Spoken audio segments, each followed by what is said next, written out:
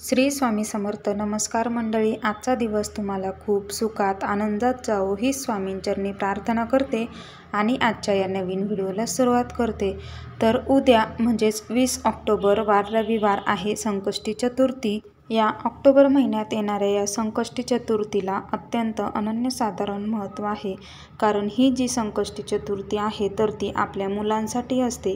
प्रत्येक महिन्यामध्ये संकष्टी चतुर्थी येते आणि प्रत्येक संकष्टी चतुर्थीचे वेगळे विशेष असे महत्त्व असते. या ऑक्टोबर महिन्यात येणाऱ्या संकष्टी चतुर्थीला वक्रतुंड संकष्टी चतुर्थी असे म्हणतात. तर ही जी संकष्टी चतुर्थी आहे तर ती उद्या म्हणजेच रविवारी 20 ऑक्टोबरला असणार आहे. संकष्टी चतुर्थी ही तिथी गणपतीरायांना समर्पित आहे, त्यांची ही तिथी आहे आणि त्यामुळे आपण या दिवशी गणपती बाप्पाच्या अनेक सेवा, उपाय, उपासना देखील करत असतो. त्याचबरोबर आपल्याला या दिवशी अनेक उपाय देखील करायचे असतात. तर त्यातीलच आज एक उपाय मी तुम्हाला सांगणार आहे. आपल्याला उद्या सकाळी या ठिकाणी एक असा दिवा लावायचा आहे. हा दिवा लावल्यामुळे तुमच्या घरावर, कुटुंबावर कोणतीही वाईट संकट येणार नाही, कोणाची नजर लागणार नाही, आर्थिक संकटे, ज्या काही अडचणी आहेत त्या दूर होतील. त्याचबरोबर तुमच्या घराची, पतीची, मुलांची प्रगती होईल. असा हा उपाय आज आपण पाहणार आहेत. व्हिडिओला सुरुवात करण्याआधी तुम्ही चॅनेलवर नवीन असाल तर चॅनेलला सबस्क्राईब करा आणि असेच माहितीपूर्ण नवनवीन व्हिडिओज पाहण्यासाठी. गणपती बाप्पांना बुद्धीचे, देवतेचे प्रतीक म्हणतात. त्याचबरोबर त्यांना विघ्नहर्ता देखील म्हणतात. ते संकटे देखील दूर करत असतात. त्यामुळे अगदी मोठ्यांपासून ते लहानांपर्यंत सगळ्याच भक्तांचे गणपती बाप्पा हे सर्वांनाच प्रिय असतात.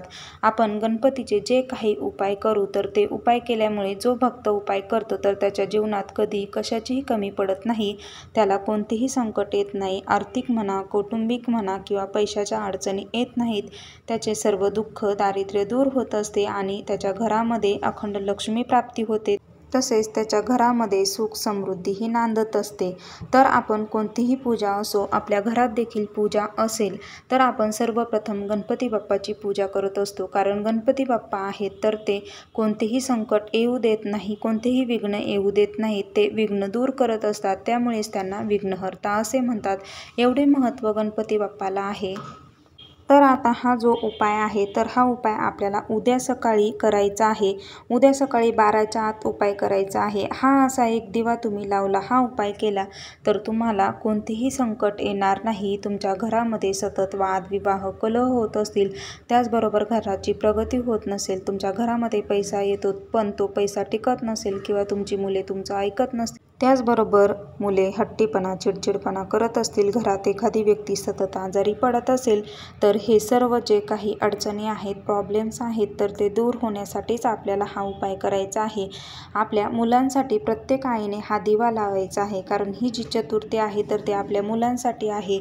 आणि अशा प्रकारे आपण जर का हा दिवा लावला तर आपल्या मुलांना उत्तम आरोग्य लागेल, त्याचबरोबर त्यांना दीर्घायुष्य देखील लागेल.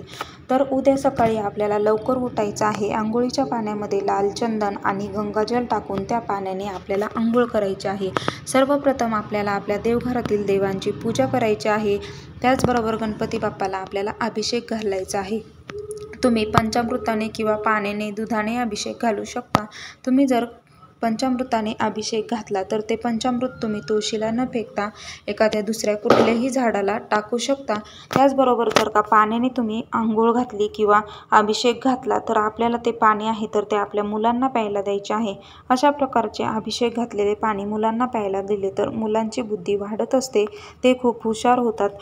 त्यानंतर हे जे पाणी आहे तर ते आपल्या घरातील माठामध्ये, हांड्यामध्ये आपल्याला टाकायचं आहे. त्यानंतर आपल्याला गणपती बाप्पाची मूर्ती स्वच्छ पुसून घ्यायची आहे, त्याची विधिवत पूजा करायची आहे. गणपती बाप्पांच्या आवडत्या वस्तू आपल्याला गणपतीला अर्पण करायच्या आहे. जास्वंदीचे फूल हे गणपती बाप्पांना खूप प्रिय आहे, ते अर्पण करायचं आहे. त्याचबरोबर दुर्वाची जुडी अर्पण करायची आहे, मोदक अर्पण करायचे आहेत. त्यानंतर तिथे बसून आपल्याला आपल्या घरातील देवपूजा झाल्यानंतर सकाळी जी वेळ असते तर त्यावेळेस हा उपाय करायचा आहे. कारण सकाळची वेळ जी आहे तर ती खूप प्रसन्न असते आणि अशा प्रसन्न वातावरणात आपण हे उपाय केले तर आपल्याला याचे निश्चित फळ मिळत असते आणि आपण जे काही उपाय करू तर त्याची आपल्याला इच्छापूर्ती होत असते. त्यानंतर गणपती बाप्पाची पूजा करून झाल्यानंतर आपल्याला हा उपाय करायचा आहे. तर या उपायासाठी आपल्याला एक दिवा घ्यायचा आहे. दिवा आपल्याला कणकेचा घ्यायचा आहे, थोडं गव्हाचं पीठ घ्यायचं आहे, त्यामध्ये हळद टाकून आपल्याला कणकेचा चौमुखी दिवा बनवायचा आहे। अशा प्रकारे चौमुखी दिवा आपण बनवल्यानंतर त्यामध्ये 4 वाती घालायच्या आहेत। दुहेरी वात प्रत्येक 4 साईडला घालायचे आहे, सिंगल वात घालू नका। त्यामध्ये शुद्ध गाईचे तूप घालायचे आहे। त्यानंतर तूप नसेल तर तुम्ही तेल किंवा दुसरं कुठलेही पूजेचं तेल वापरलं तरीही चालेल। त्यानंतर आपल्याला एक डिश घ्यायची आहे, त्याच्यावर आपल्याला हळद, कुंकू आणि पाणी मिक्स करून स्वस्तिक काढायचं आहे। स्वस्तिकला मध्ये 4 टिंब, साईडने 2 ज्या कडा आहेत त्या काढायच्या आहेत, त्याशिवाय स्वस्तिक पूर्ण होत नाही। स्वस्तिक हे मांगल्याचं प्रतीक आहे। आणि त्यानंतर या स्वस्तिक काढलेल्या प्लेटवर आपण जो तयार केलेला दिवा आहे तर तो ठेवायचा आहे। त्यानंतर हा दिवा आपल्याला प्रज्वलित करायचा आहे। दिव्यामध्ये आपल्याला चिमूटभर हळद टाकायची आहे। त्यानंतर आपल्याला या दिव्याची पूजा करायची आहे। दिव्याला हळदी कुंकू लावायचं आहे, फूल व्हायचं आहे, अक्षता व्हायच्या आहेत, हात जोडून नमस्कार करायचा आहे। त्यानंतर आपल्याला हात जोडायचा आहे आणि आपल्याला जे संकटनाशक स्तोत्र असते तर ते 3 वेळा म्हणायचं आहे। हे स्तोत्र म्हणून झाल्यानंतर आपल्याला हात जोडून परत आपल्या ज्या काही अडचणी आहेत त्या सर्व अडचणी आपल्याला गणपती बाप्पाला बोलून दाखवायच्या आहेत। तर अशा प्रकारे तुम्ही हा चौमुखी दिवा लावायचा आहे।